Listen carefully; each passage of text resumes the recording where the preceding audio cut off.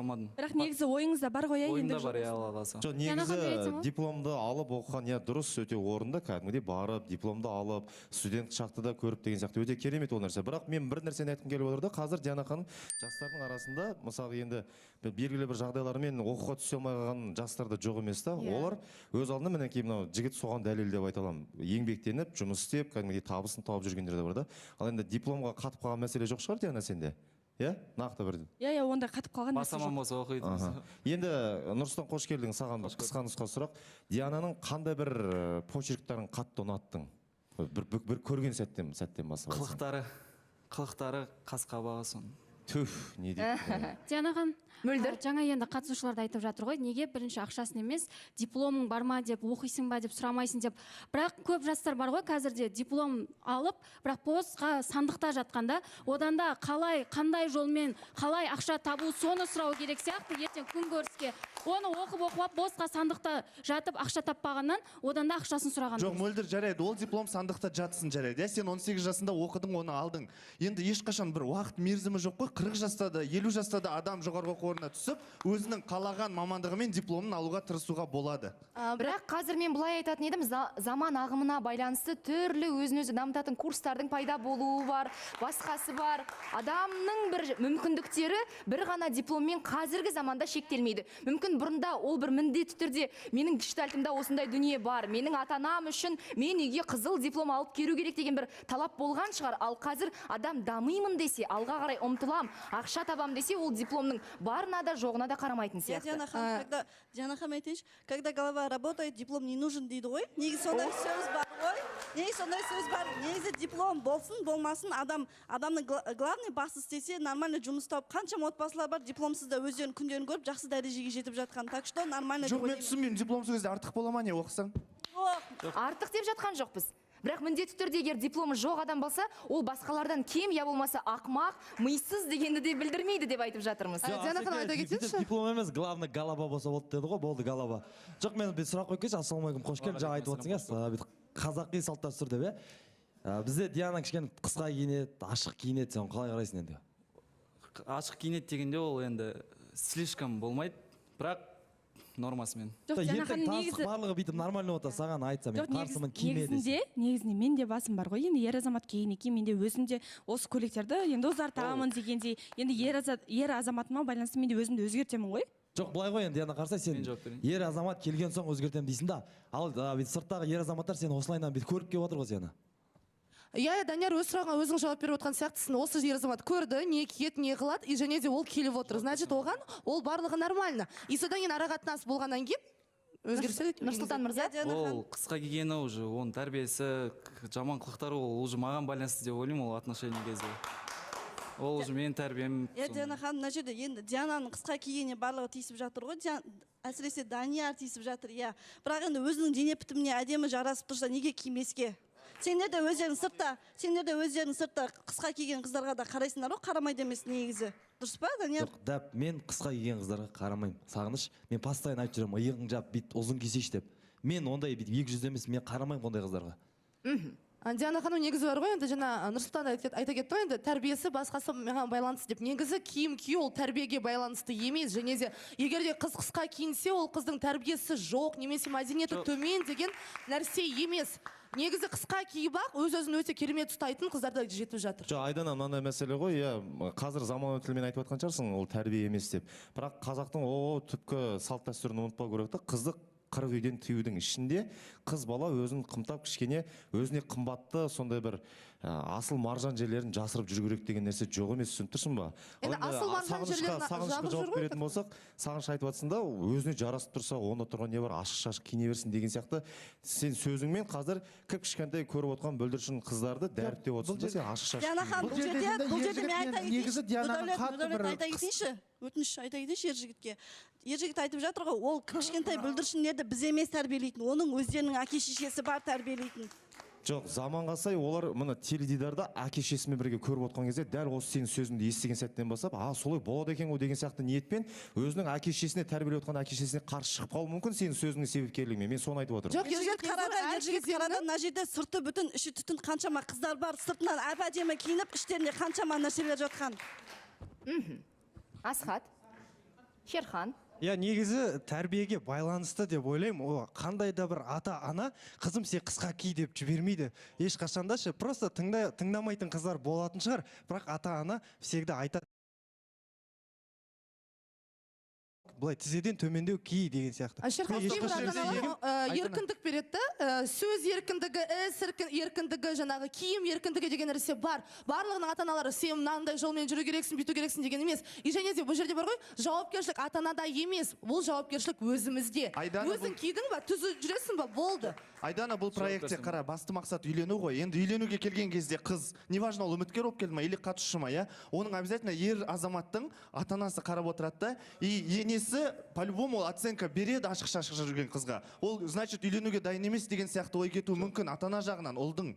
Жоқ, сонда қыздың сөзі, қыздың жүріс-тұрысы, ол, значит, не важно, тек қана мынау қысқа киеді екен деп, жай ғана солай балташыға салады ма сонда? Ұзын етегі плюс болады просто, понимаешь? Ну, не всегда. Диана ханым, сағыныш өте дұрыс айтып кетті, негізі бар ғой, действительно, сырты бүтін, іші түтін болып жүрген қыздар қаншалықты, лучше шынайы болайық, қандай бармыз, сондай бармыз, болды. Иә, жарайды, шынайы болайық. Нұрсұлтанның ойы бар екен. Жана есіміңіз Айдана ма, саламатсыз ба?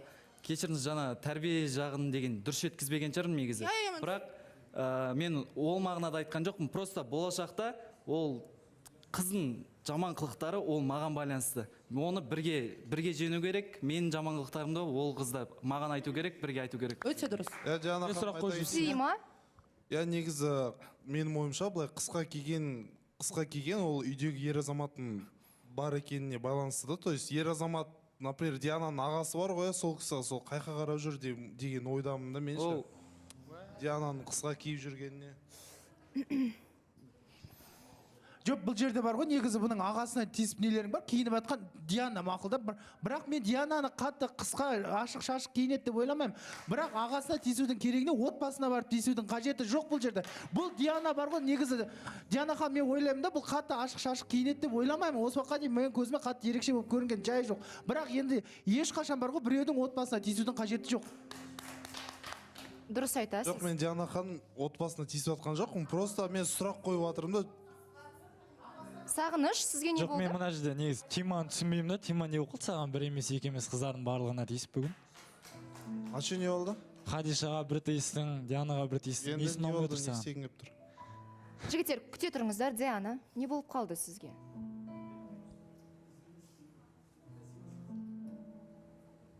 Дианаға соңғы кезде білмеймін, осы бір апта, екі апта дейін өзімді өзім түсінбей жүрмін. Неге, не болды? Білмеймін, менде бірдеңе өзгеріп жатқандай ма, білмеймін. Отбасым менде кішкене.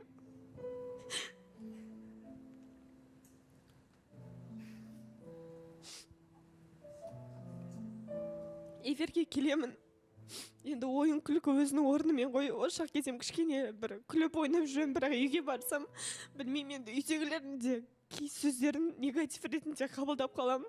Олар не үшін өйтіп айтып жүр? Не айтып жүр? Жоқ, негатив ештеңе айтпайды, тек қана сөйлеген сөздерін өзіме бір ауыр қабылдап қалам ба. Аға мен де ортамызда кішкене ұрыс болып қалған. Не үшін? Диана ханым, осы туралы мен айтып кетейінші. Диана ханым. Ау. Мен өткенде біз обсуждать еттік қой, сөйтіп биледі, не то биледі деген сияқты қылыпты. Сол кезде деді, жаңа үйінде әкешің, ағаң, әкең көріп жатсың, не болады деген балдар осындай айтты ғой тақырыпта. Сол күні ағасы мен ерегісіп, ағасы қатты сөйлеген да, Дианаға сен неге өйтесің, наға болай жүресің, маған тіл тигіздіріп деген әңгіме болып, содан бері Диана, біз бірге барып, автобуспен бірге қайтамыз ғой, мен білем да, Диана ағасы алып кететін, бұрын ағасы алып келетін. Қазір неге жаяу жүрсің десем, сонда ағаммен біліп қалды, ренжісіп қалдық. Сол үшін мына жерде тағы осында тақырып көтеріліп жатыр, тағы бұны ағасы көріп отыр. Жоқ, негізінде Диана ханым, мен ойлаймын, айтсам бола ма? Негізінде мен ойлаймын, біздің Тима дейін ойланбай сөйлем қалады ғой. Және де осы кезде ол ойланбай, бірақ ойында не тұрсын айта салған ғой. Және де ол арам оймен айтқан жоқ деп ойлаймын. Керісінше бір поддержка ретінде айтқысы келген шығар мүмкін, бірақ ол арам оймен айтпағанына мен сенемін. Диана ханым, мен айта кетейінші, негізі бар ғой, Тимурды өте жақсы сыйлаймын, менің досым ғой, бірақ дегенмен де қазір айтып отқан сөзі мен ойлаймын да, Тимур өзі, өзінің енді қыздарын көреміз ғой, сонда ол қыздар, сенің қыздарының да, например, который сен араласатын қыздарының ата-анасы жоқ па, әкесі жоқ па, ағасы жоқ па, сен солай өзің сондай қыздарға қарайсың, және әрдайым әрдайым қолдайсың, бірақ қазір Дианаға тіл тигізген кезде спокойно айта салдым. Диана ханым, негізі Дианада действительно депрессия болып жүр. Оны мен өте қатты байқап жүрмін, және де енді қолдау көрсетуге де тырысамын, бірақ дегенмен де мен әрдайым айтамын ғой, бұл жерде біздің қолдауымыз емес, бұл жерде ата-анасының, ағаларының қолдауы қажет. Бірақ ол неге байланысты депрессия, мен оны білмеймін, алғаш рет естіп отырмын. Болады ғой енді сондай бір момент еще жизни. Өзімен өзі келеді. Менде, например, болды тоже 3 апта бойы, я тоже мен өз-өзімді жоғалтып алған кездерім болды. Ал Дианада еще есть проблемы со здоровьем. Мен білмеймін, неге сен вот осы жерде бар ғой, мен біреудің отбасына, конечно, енді айтпауым керек шығар, бірақ та денсаулық кішкене сыр беріп жүр. Наоборот, қасында болып, не знаю, сен врачқа барып, емделіп, өзіңді кішкене күтсейші деген келеді. Жап-жас қызсың, болашағың әлі алда. Диана ханым, мен айтайыншы. Бұл.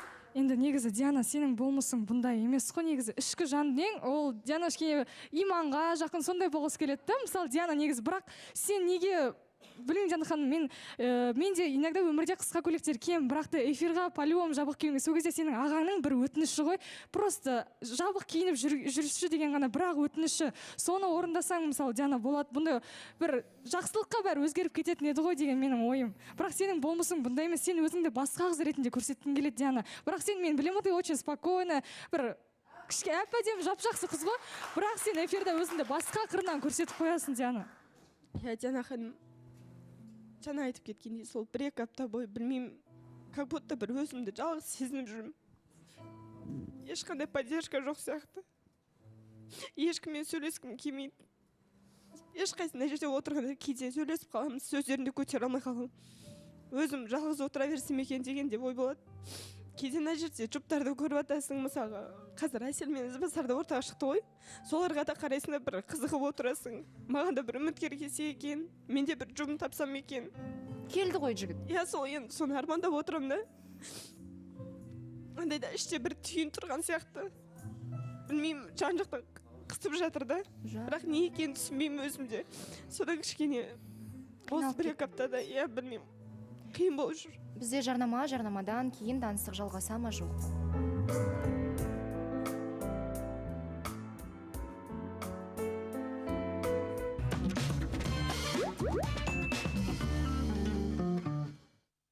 Essential Forte N бауыр ауруларын емдеуге арналған. Бауыр жасушаларын төзімділігін көтеру, қорғау және нығайту. Essential Forte N. Өмірді бүкіл бауырыңызбен жақсы көріңіз.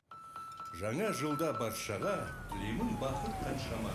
Күшті баланс тексеріп кеттік алға, сірген етлесем екен тағы да, бала кездегідей биікке шықтақ рэппен шайқа. Кәмпитті ұста, мұның бәрі фристайл, жаңа лайфстайл. Күшті жағымсыз болма, жақсыны қолда, жаңа дәстүрлер күтеді жолда. Пепси дәміне қарай тойла. Көшелердің бос қалғаны есіңде ме? Тіпті кадрдың сыртында да ешкім жоқ. Композитор кетіп қалды, режиссер да кетіп қалды, бәрі кетті. Мыңдаған фильм мен телехикаяны көруге 3 ай тегін жаңа BTV Plus жазылымында BTV көріңіз. Рексона с уникальной технологией Motion Sense сохраняет ощущение свежести душа в течение всего дня, каждый день. Сохраняй ощущение свежести, как после душа, с утра и до самого вечера. Рексона никогда не подведет. Бас ауырған кезде Нурофен Экспресс қолданып көр. Капсуланың құрамында кәдімгі Нурофен таблеткаларынан 2 есе жылдам сіңіп әсер ететін сұйықтық бар. Ол ауру көзіне әсер етіп, ауруды жеңілдетеді. Нурофен Экспресс капсулалары кәдімгі Нурофен таблеткаларынан 2 есе жылдамырақ.